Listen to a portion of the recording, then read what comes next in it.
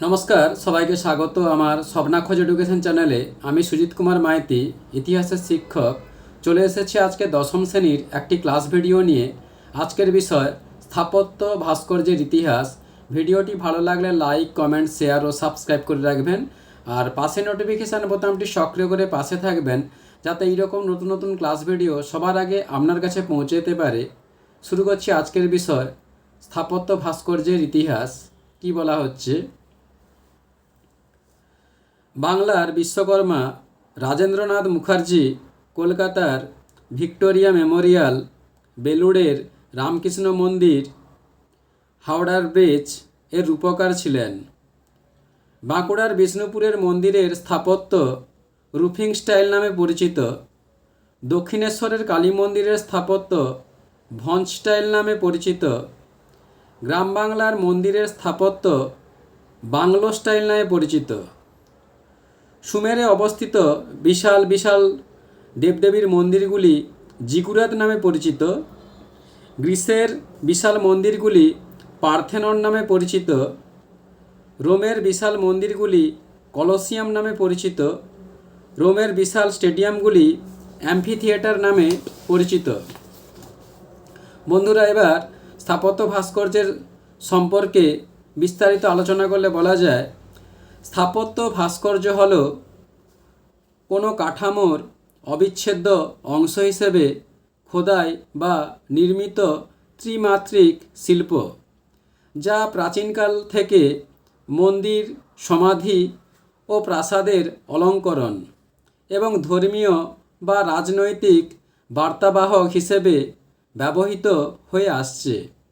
পাথর, ধাতু বা মাটি দিয়ে তৈরি এই শিল্প প্রাচীন মিশর ও গ্রিস থেকে শুরু হয়ে ভারতীয় উপমহাদেশের নাগর ও দ্রাবিড় রীতি পেরিয়ে আধুনিক যুগেও গুরুত্বপূর্ণ।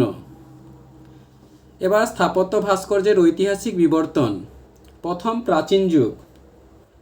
প্রাচীন মানুষ আধ্যাত্মিক উদ্দেশ্যে হাতির দাঁত, হাড় বা পাথরের ছোট ভাস্কর্য তৈরি করত। মিশরীয়রা পিরামিড ও মন্দিরের দেওয়ালে ভাস্কর্য খোদাই করত। এবার ক্লাসিক্যাল যুগ। প্রাচীন গ্রিসে দেবদেবী ও পৌরাণিক কাহিনী নিয়ে স্থাপত্যের উপর অত্যন্ত জীবন্ত ভাস্কর্য তৈরি হতো। পার্থেনন মন্দিরের ফ্রাইজেসের অন্যতম এর উদাহরণ। এরপর ভারতীয় উপমহাদেশ। প্রাচীন ও আদি মধ্যযুগে ভারতে স্থাপত্যে মন্দির অলঙ্করণে নাগর, দ্রাবিড় ও বেসরা শৈলী ব্যবহৃত হতো। কোণারক বা দক্ষিণ ভারতের মন্দিরগুলোর ভাস্কর্য বিশ্বখ্যাত। এরপর মধ্যযুগ ও রেনেসাঁ। মধ্যযুগে ইউরোপে গথিক ভাস্কর্য জনপ্রিয় হয়।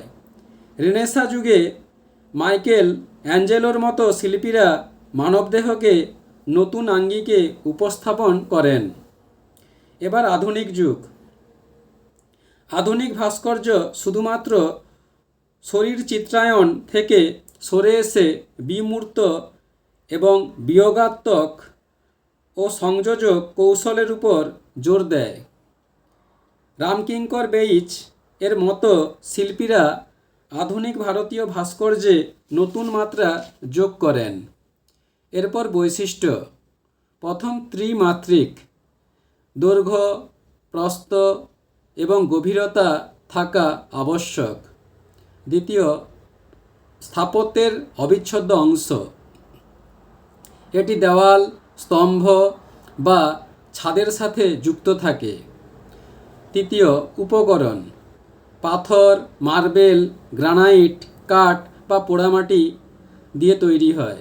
চতুর্থত, অলঙ্করণ ও কাহিনী। দেবদেবী, শাসক বা পৌরাণিক কাহিনীর চিত্রর মাধ্যমে এগুলো ফুটিয়ে তোলা হয়। এরপর শেষে মূল্যায়ন। স্থাপত্য ভাস্কর্য যুগে যুগে মানুষের শিল্পবোধ এবং সংস্কৃতির ধারক হিসেবে টিকে আছে। বন্ধুরা, এখানে ক্লাস ভিডিওটি শেষ করলাম। পরবর্তীকালে আবার একটি নতুন ক্লাস ভিডিও নিয়ে উপস্থিত হব। ধন্যবাদ, সবাই ভালো থাকবে।